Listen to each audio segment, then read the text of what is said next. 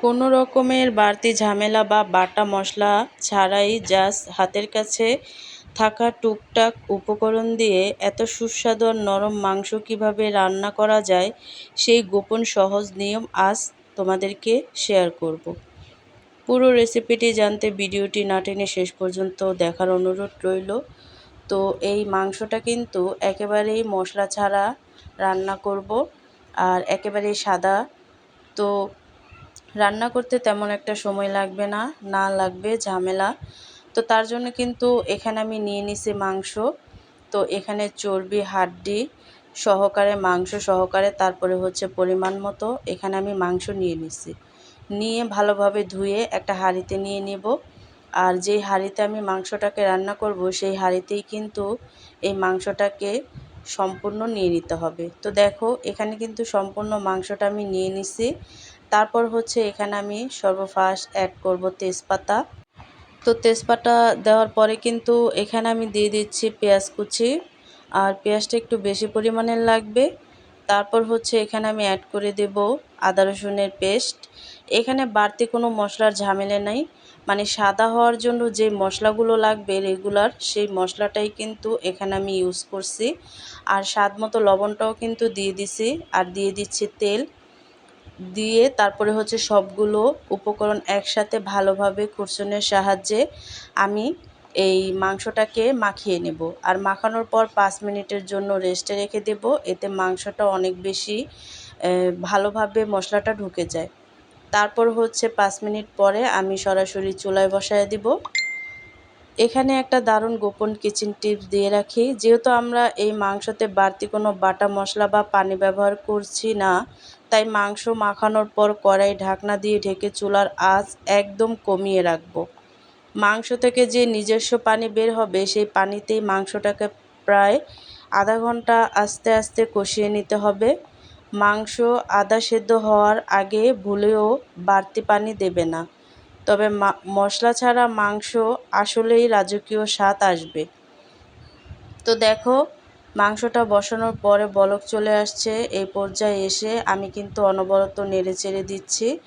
আর এই মাংসটাকে কিন্তু কিছুক্ষণ পর পর অনবরত নেড়ে চেড়ে দিতে হবে।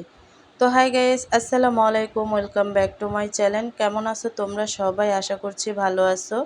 আল্লাহর রহমতে আমি অনেক ভালো আছি। তো গাইস ভিডিওটি ফার্স্ট থেকে লাস্ট পর্যন্ত দেখতে থাকো, আশা করছি ভালো লাগবে। আর ভালো লাগলে প্লিজ একটি লাইক আর একটি সাবস্ক্রাইব করে পাশে থাকবে। তো দেখো মাংসটা কিন্তু ঢেকে ঢেকে তারপরে হচ্ছে আমি রান্না করে নিচ্ছি। আর মাংস থেকে প্রচুর পরিমাণের পানি বের হয়েছে। তো এই পানিটা কিন্তু এই মাংসতে আমি শুকিয়ে নেব। তারপর হচ্ছে এখানে আরেকটু ঝাল হওয়ার জন্য কাঁচামরিচ অ্যাড করে দিছি। আর কাঁচামরিচের ফ্লেভারটা কিন্তু মাংস থেকে আলাদা একটা ফ্লেভার আসে। তো কাঁচামরিচটা দেওয়ার পরে কিন্তু এই মাংসটাকে আমি একটু ঢেকে দেব। তো ঢেকে ঢেকেই কিন্তু রান্না করতে হবে। তো দেখো মাংসর পানিটা কিন্তু অনেকটাই টেনে গেছে। এই পর্যায়ে এসে আমি আরেকটু নাড়াচাড়া দিয়ে নেব। আর এই পানি দিয়েই কিন্তু একেবারে ভুনা ভুনা হয়ে যাবে, দেখতেই পাচ্ছ। তো এইভাবে ভাজা ভাজা করে তারপরে হচ্ছে আমি মাংসটাকে রান্না করে নেব। আমরা অনেকেই ভাবি রান্নায় বুঝি অনেক দামি দামি মশলা বা বাটা মশলার পাহাড় না দিলে খাবার সুস্বাদু হয় না। আসলে কিন্তু তা নয়, রান্না হলো সম্পূর্ণ একটা ভালোবাসার শিল্প। কম মশলা আর কম উপকরণ দিয়ে যখন তুমি মনের সবটুকু যত্ন মিশিয়ে রান্না করবে, তখন দেখবে যে এই রান্নাটা খুবই অসাধারণ হয়েছে। আর হচ্ছে চুলার আঁচ রান্না করবে যখন একেবারেই কিন্তু আঁচটা কমিয়ে রাখবে। আর তখন সেই খাবারের স্বাদ বাইরের যে কোনো রিচ ফুডকেও হার মানাবে। এই গরমে পরিবারের সবার সুস্বাস্থ্য ঠিক রাখতে এমন হালকা অথচ পুষ্টিকর খাবারের কোনো বিকল্প হয় না। তো দেখো মাংসটাকে ভালোভাবে কষানো হয়ে গেছে। আর এখানে কিন্তু একেবারেই ভাজা ভাজা হয়ে গেছে। তারপর কিন্তু এখানে আমি অ্যাড করে দিচ্ছি আরেকটু রাজকীয় হওয়ার জন্য ঘি। আর এই ঘিটা কিন্তু অবশ্যই দিবে, তাহলে কিন্তু খেতে আরও দুর্দান্ত লাগে। তো ঘিটা দিয়ে কিন্তু আমি একটু ঢেকে দিচ্ছি। তো ঢেকে দেওয়ার পরে দেখো মাংস থেকে কিন্তু একেবারেই প্রচুর পরিমাণে তেল বের হয়েছে। আর এই তেলটা দিয়েই কিন্তু এই মাংসটাকে ভাজা ভাজা করলে আরও বেশি দুর্দান্ত লাগে। তো দেখতেই পাচ্ছ একেবারেই কিন্তু রাজকীয় টাইপের এই সাদা মাংসটা হয়ে গেছে। তো এইভাবে করে খুব সহজে কিন্তু তোমরা কোনো রকমের মশলা ছাড়া এই মাংসটাকে রান্না করতে পারো। তো আমি একটু পরিবেশন করে নিচ্ছি। আর দেখতেই পাচ্ছ কালারটা কতটা লোভনীয় আসছে। তো সম্পূর্ণটা পরিবেশন করে নেব। তো দেখো তৈরি হয়ে গেল আমাদের একদম কম ঝামেলায় স্বাস্থ্যকর ও দারুণ মজার গরুর মাংসর রেসিপি। দেখো মাংসটা কতটা নরম হয়েছে। আর আমি মাংসটাকে হাত দিয়ে চাপ দিয়ে খুব সহজেই কিন্তু মাংসটাকে ছিঁড়ে ফেলানো যায়।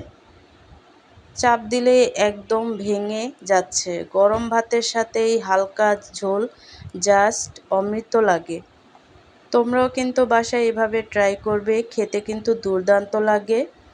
আর আমরা সবসময়ই তো মশলা দিয়ে মাংসটা খেয়ে থাকি, অনেক পরিমাণের লাল মরিচ দিয়ে তারপরে হচ্ছে মাংসটাকে রান্না করে থাকি। তো তারপরে তোমরা একবার এই সাদা টাইপের মাংসটাকে ট্রাই করবে, আর ট্রাই করলে বুঝতে পারবে যে এই মাংসর স্বাদটা কেমন হয়েছে। তো আজকের এই সহজ রেসিপিটি তোমাদের কেমন লাগলো কমেন্ট করে জানাতে কিন্তু একদম ভুলবে না।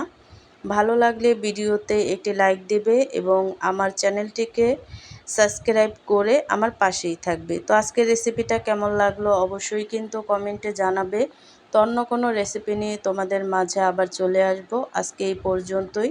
সবাই সুস্থ থাকবে, ভালো থাকবে। আল্লাহ হাফেজ।